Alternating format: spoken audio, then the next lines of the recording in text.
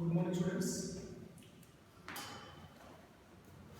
आज हम लोग आपके फिजिक्स के सिलेबस का last chapter which is heat उसे शुरू करने जा रहे हैं।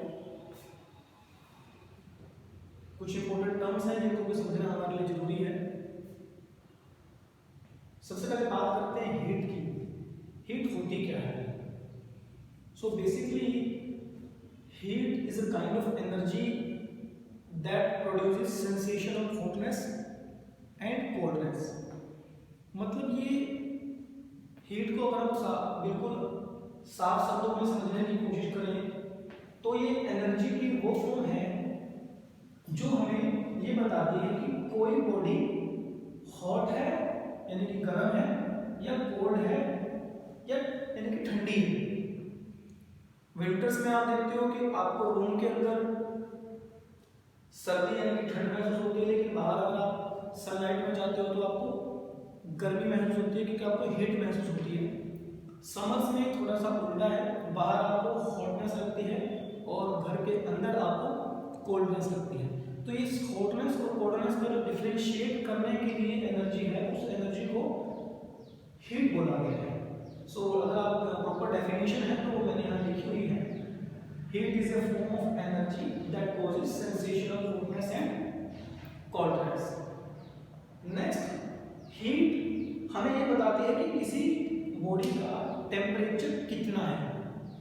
किसी बॉडी का टेम्परेचर कितना है, इस चीज को डिफाइन करने के लिए भी हम लोग हीट पर डिपेंड करते हैं। अगर हीट कोई बॉडी ज्यादा हीटअप है यानी कि ज्यादा गर्म है तो इसका मतलब उसका टेम्परेचर ज़्यादा होगा। अगर किसी बॉडी के पास हीट कम है यानी कि गर्मी कम है तो इसका सीधा सा मतलब है कि उसके जो टेम्परेचर है वो कम होगा। अब बात कर लेते हैं कि टेम्परेचर होता क्या है। सो temperature is nothing but the measure of degree of hotness और कोल्डनेस ऑफ ए बॉडी। कोई भी बॉडी या कोई भी थिंग और ऑब्जेक्ट जो आप अपने आसपास देख रहे हैं वो कितना गर्म है या कितना ठंडा है, इस चीज को डिफाइन करने के लिए जिस टर्म का यूज किया गया है वो टर्म है आपकी टेम्परेचर।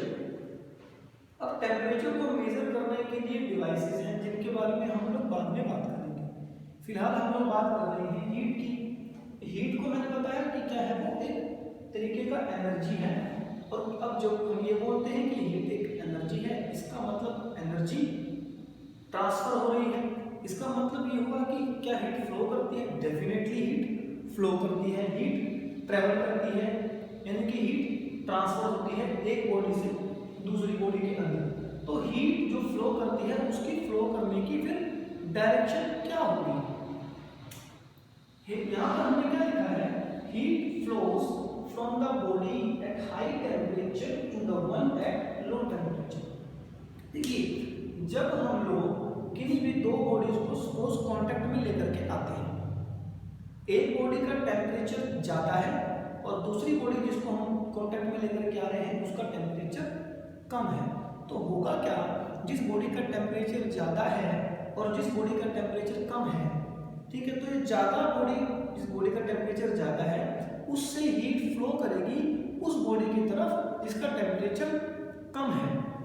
यानी कि हीट हमेशा फ्लो करती है हाई टेम्परेचर से लो टेम्परेचर की तरफ। तो हीट की फ्लो की जो डायरेक्शन है वो क्या हुई, फ्रॉम हाई टेम्परेचर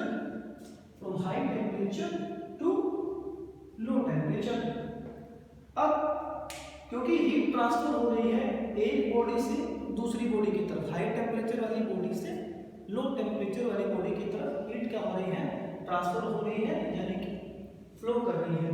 तो अब ये बॉडी के अंदर जो हीट का ट्रांसफर है वो कब तक होगा, वो जब तक होगा जब तक कि दोनों बॉडीज के जो टेम्परेचर है उसमें डिफरेंस है, तब तक ये हीट का ट्रांसफर होता रहेगा। ठीक है, हीट का ट्रांसफर तब तक होता रहेगा जब तक कि दोनों बॉडीज के बीच में टेम्परेचर डिफरेंस रहेगा। और ये जो हीट ट्रांसफर हो रही है इसकी जो रेट ऑफ ट्रांसफर है यानी कि कितनी तेजी से हीट ट्रांसफर हो रही है ये डिपेंड करता होता है इस टेम्परेचर डिफरेंस पर।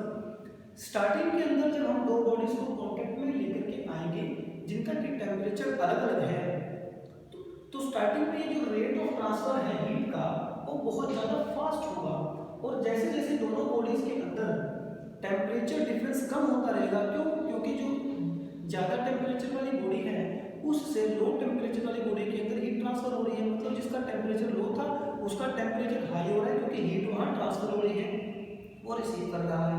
और क्योंकि जो हाई टेम्परेचर वाली बॉडी थी उससे टेम्परेचर डाउन हो रहा है, क्यों? क्योंकि उससे हीट ट्रांसफर हो रही है लो की तरफ। तो इस एक का टेम्परेचर बढ़ रहा है, एक का टेम्परेचर घट रहा है। तो हीट जब तक ट्रांसफर होगी, जब तक इन दोनों के बीच में जो टेम्परेचर है वो इम्बैलेंस है, यानी कि डिफरेंस है, एक का ज़्यादा एक का कम है। और जैसे जैसे ये टेम्परेचर डिफरेंस कम होता जाएगा यानी कि डिक्रीज होता जाएगा, वैसे वैसे जो rate of transfer of heat है वो भी कम होती जाएगी। इसका मतलब हमने कहा कि rate of heat transfer is fast at starting and it slows down as the temperature difference between two bodies decreases. Next term हम देख लेते हैं थर्मल इक्विलिब्रियम। अब देखिए मैंने कहा कि हीट ट्रांसफर हो रही है हाई टेम्परेचर बॉडी से लो टेम्परेचर बॉडी तक, यानी कि जो लो टेम्परेचर वाली बॉडी है उसका टेम्परेचर डिक्रीज हो रहा है, जिसका टेम्परेचर हाई है उसका टेम्परेचर डिक्रीज हो रहा है। तो एक सर्टेन पॉइंट आएगा जहां पर इन दोनों बॉडीज का जो टेम्परेचर है वो सेम हो जाएगा और हीट का ट्रांसफर बंद हो जाएगा। उस कंडीशन को बोलते हैं थर्मल इक्विलिब्रियम कंडीशन, यानी कि दोनों बॉडीज का टेम्परेचर है वो अब सेम है, और वो टेम्परेचर जो अब है जबकि दोनों बॉडीज का टेम्परेचर सेम हो गया ना, उस टेम्परेचर को इक्विलिब्रियम टेम्परेचर बोलते हैं, क्योंकि उस टेम्परेचर पर जो कंडीशन है वो कैसी होगी? Thermal equilibrium. तो पूरी बातें आपको समझ में आ गई है ना। हमने कहा कि हीट क्या है? हीट इज बेसिकली एक एनर्जी है जो कि हमें बताती है कोई चीज ठंडी है या वो गर्म है ना। ठीक है, अब हीट को रिप्रेजेंट करने के लिए हीट को रिप्रेजेंट किया जाता है कैपिटल क्यू से, राइट। तो ये रिप्रेजेंटेशन ऑफ हीट है। हीट हमें ये बताती है कि किसी बॉडी का टेम्परेचर कितना है, जिसकी हॉटनेस यानी कि जो ज़्यादा गर्म होगी उसका टेम्परेचर ज़्यादा होगा, जो ठंडी होगी जो कोल्ड होगी उसका टेम्परेचर कम होगा। हीट फ्लो करती है, किस डायरेक्शन में फ्लो करती है भाई? हीट फ्लो करती है एक हाई टेम्परेचर से लो टेम्परेचर की तरफ, ठीक है। और कब तक फ्लो करेगी? जब तक ये लो टेम्परेचर वाली बॉडी और ये हाई टेम्परेचर वाली बॉडी दोनों का टेम्परेचर सेम नहीं हो जाता, और जब ये टेम्परेचर सेम हो जाता है दोनों बॉडीज का हीट ट्रांसफर की वजह से, तो होता क्या है? उस कंडीशन को बोलते हैं थर्मल इक्विलिब्रियम, और उस टेम्परेचर को बोलते हैं जिसपे कि थर्मल इक्विलिब्रियम कंडीशन आ गई, उस टेम्परेचर को बोलते हैं इक्विलिब्रियम टेम्परेचर। तो ये सारी बातें आपको समझ में आ गई है ना। अब आगे देख लेते हैं कि हीट को मेजर करने के लिए किस यूनिट का इस्तेमाल होता है। हीट को मेजर करने के लिए जो यूनिट है यानी कि यूनिट ऑफ हीट है, यूनिट ऑफ हीट है वो है कैलोरी।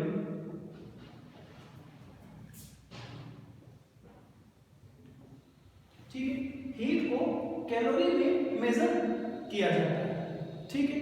अब 1 कैलोरी के अगर आप कैसे डिफाइन करोगे, तब हम कहेंगे कि 1 कैलोरी हीट ट्रांसफर हो रहा है, तो 1 calorie heat is defined as the amount of energy which is required to raise the temperature of 1 gram of water by 1 degree Celsius। अगर मैं आपको दोबारा से समझाऊं तो बात यह है कि 1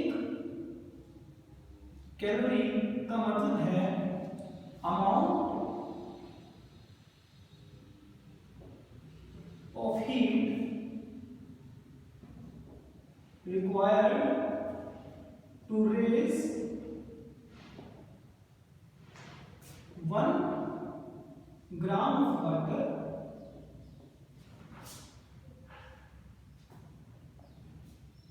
to raise the temperature 1 gram of water by 1 degree Celsius। मतलब 1 ग्राम पानी को टेम्परेचर 1 डिग्री सेल्सियस बढ़ाने के लिए जितनी भी हीट की रिक्वायरमेंट है उस हीट को 1 कैलोरी हीट के रूप में डिफाइन करते हैं। तो सीधा सा मतलब है 1 कैलोरी मतलब जितनी हीट 1 ग्राम पानी के टेम्परेचर को 1 डिग्री सेल्सियस इंक्रीज करने के लिए चाहिए, that amount of heat is known as 1 calorie. तो अब आपको यूनिट्स क्लियर होगी कि हीट को मेजर करते हैं कैलोरीज के अंदर, और 1 कैलोरी का मतलब है amount of heat that is required to raise the temperature of 1 gram of water by 1 degree Celsius. 1 gram पानी के तापमान को 1 डिग्री सेल्सियस इंक्रीज करने के लिए जितनी हीट चाहिए that is known as 1 calorie. So I hope आपको ये सब कुछ समझ में आया होगा। ठीक है, इसे आप अच्छे से समझें, अपनी बुक से रीड आउट करें। इसके बाद हम कुछ और चीजें हीट के बारे में स्टडी करेंगे।